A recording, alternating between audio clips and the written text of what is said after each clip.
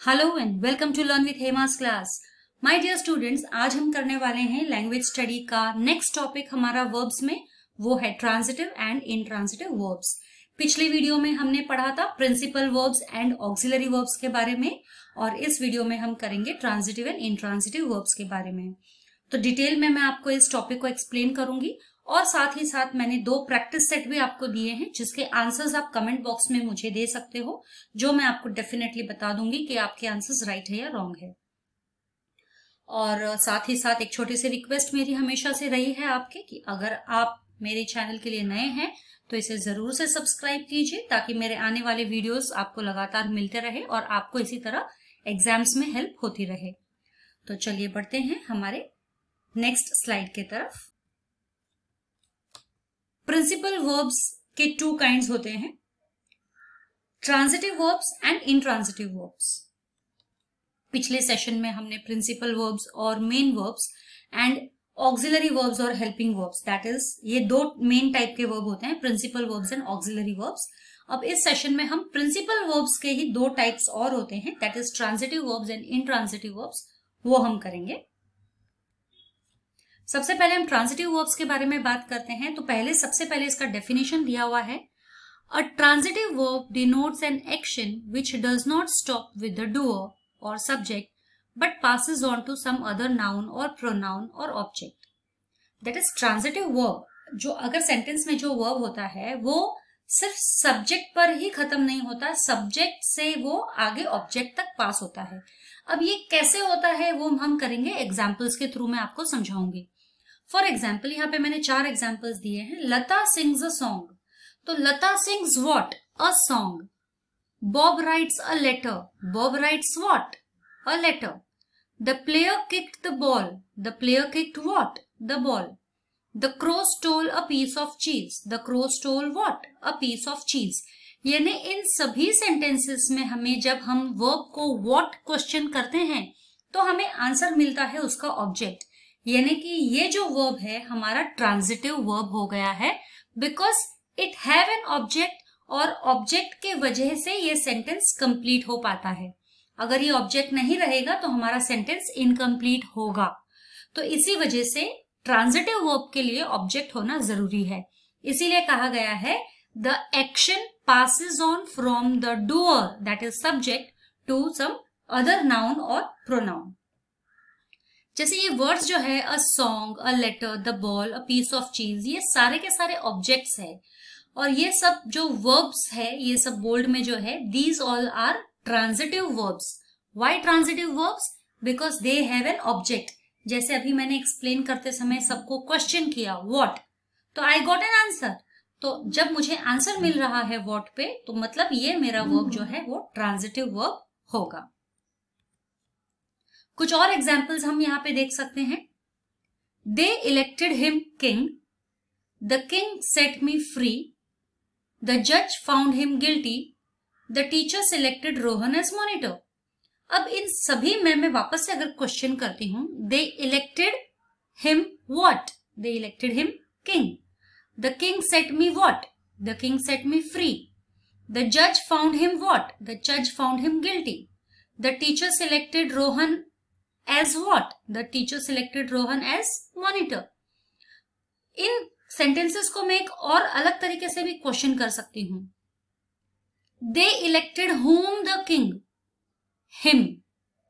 The king set whom free? Me. The judge found whom guilty?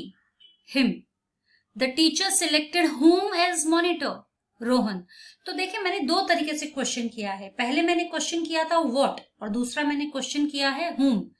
यानी कि जब what या whom दोनों के लिए ही अगर मुझे आंसर मिलता है तो वो वर्ब मेरा ट्रांजिटिव वर्ब कहलाता है।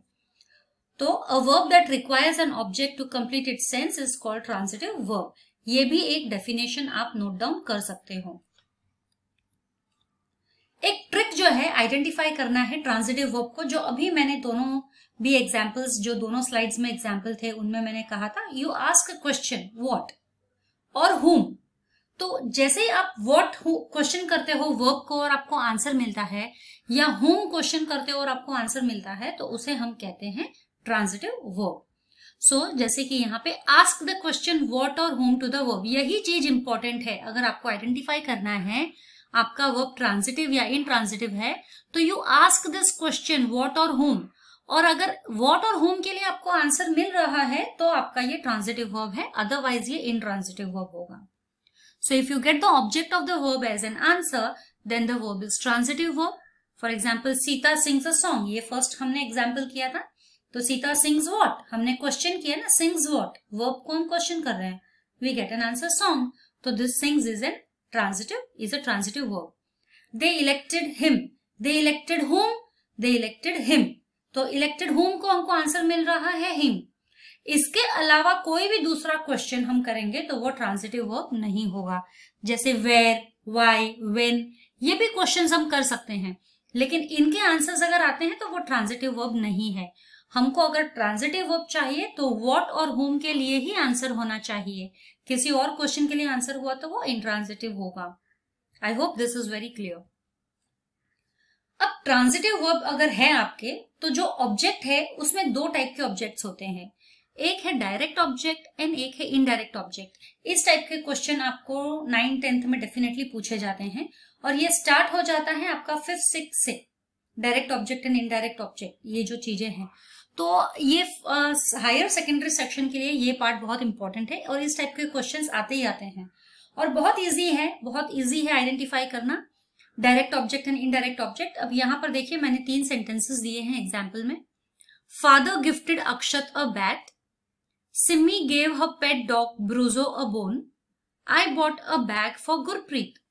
अब ये 3 एग्जाम्पल्स मैंने दिए हैं, जितने भी बोल्ड है ब्लैक में ये सारे के सारे वर्ब्स है। इन वर्ब्स को मैंने दोनों तरीके से क्वेश्चन किए हैं। पहला क्वेश्चन है what, father gifted Akshat what, तो मुझे आ रहा है a bat. Simi gave her pet dog Brujo what, a bone. I bought for Gurpreet what, a bag.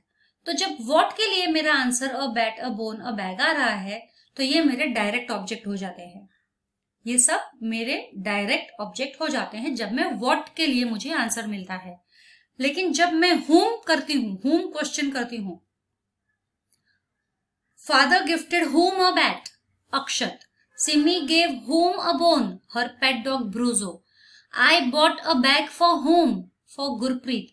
तो जब मुझे whom के लिए आंसर आ रहा है तो मेरा आंसर हो रहा है पर्सन है ना, whom के लिए जब आंसर आ रहा है तो ये जो भी पर्सन में मेरे आंसर आ रहे हैं वो सब मेरे इनडायरेक्ट ऑब्जेक्ट होते हैं। तो जरूरी नहीं है कि इमीडिएटली वर्ब के बाद में जो हमारा ऑब्जेक्ट होता है वो डायरेक्ट है या इनडायरेक्ट है। It all depends upon thing और पर्सन।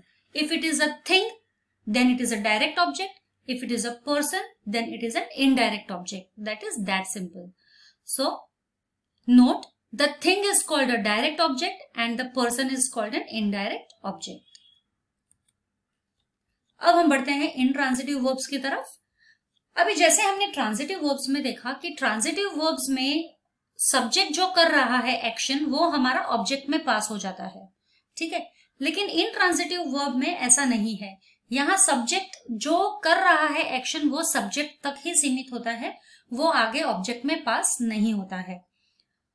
जैसे an intransitive verb denotes an action which stops with the doer, that is subject, and does not pass on to any other noun और pronoun.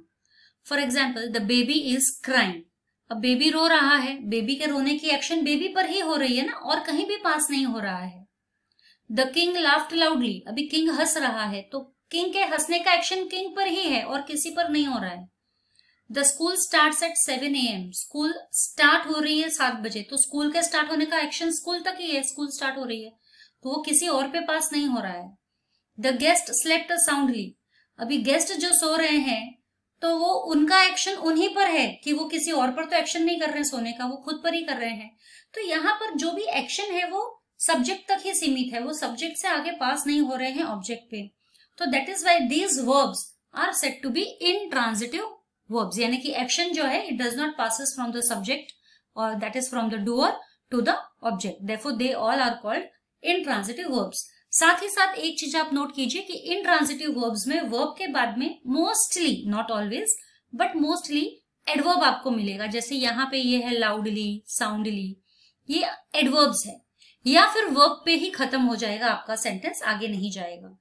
So the words in the bold are intransitive verbs. So is, crying, laughed, starts, slept. ये सब जो है हमारे intransitive verbs हैं.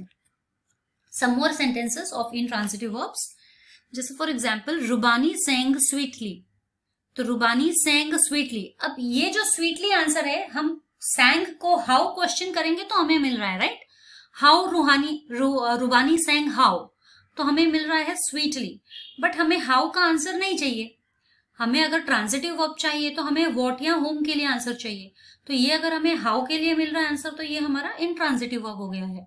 सो Rubani sang sweetly, Roohani played cheerfully, I arrived late, the sun shone brightly, the baby slept soundly. अब यहाँ पे देखिए वर्ब के बाद में जो भी वर्ड्स हैं, sweetly, cheerfully, late, brightly, soundly, ये सारे के सारे एडवर्ब्स है, राइट? और हाउ के लिए आंसर हमें बता रहे हैं. So note, a verb which does not require an object to complete its sense is called an intransitive verb. अब ये ऑब्जेक्ट अगर हम नहीं भी लिखेंगे ना तो भी चलेगा. और ये इन ऑब्जेक्ट की वजह से ये सेंटेंस जरूरी नहीं है कि मीनिंगफुल बन रहा है. ये सिर्फ वर्ब भी अगर लेंगे खाली तो वर्ब से भी ये सेंटेंस कंप्लीट बन जाता है. और इसी वजह से इन सेंटेंसेस को हम बोलते हैं इंट्रांजिटिव. इन वर्ब्स को जो हम बोलते हैं इंट्रांजिटिव वर्ब्स.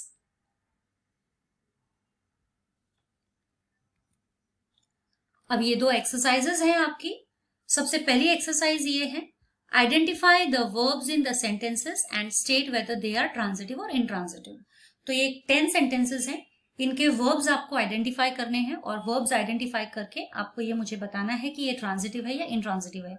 आप सेल्फ प्रैक्टिस के लिए कर सकते हो, चाहो तो कमेंट बॉक्स पे लिखकर मुझे बता सकते हो और मैं आपको चेक करके बता दूंगी. तो मैं खाली सेंटेंसेस रीड करती हूँ, बाकी आपको बताने हैं ये ट्रांजिटिव है या इंट्रांजिटिव है इसके verbs. Rehan showed Anita his stamp books. The policeman left in a hurry. The telephone rang. The gymnast lifted the dumbbell. Mayank arrived early this morning. The principal hoisted the flag. I sent the letter thrice. The children ate early. The medicine cured the disease. The girl climbed on the chair. अब now you have to identify the direct and indirect object. इस exercise में आपको direct indirect object बताना है.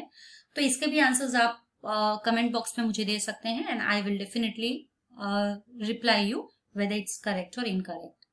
Mother baked a vanilla cake for me. Sheep gave us wool. Sunny gave us CD to me. I bought a water bottle for Neha. We boiled the eggs in a little pan. The teacher promised his students a picnic. Please accept my apology. The principal wrote a letter to his parents. Ashish gave the papers to Rohit. The children listened to the story with great attention. तो ये भी एक exercise है जिसमें आपको direct object and indirect object पता करना है. तो इसके साथ ही हमारा ये वीडियो का सेशन खत्म होता है. अगले वीडियो में मैं ऑक्सिलरी वर्ब्स को लेकर आने वाली हूँ, मॉडल ऑक्सिलरी वर्ब्स और उसके फंक्शंस. तो आज के लिए इतना ही, फिर मिलेंगे अगले वीडियो में. तब तक के लिए stay safe, stay healthy. Thank you.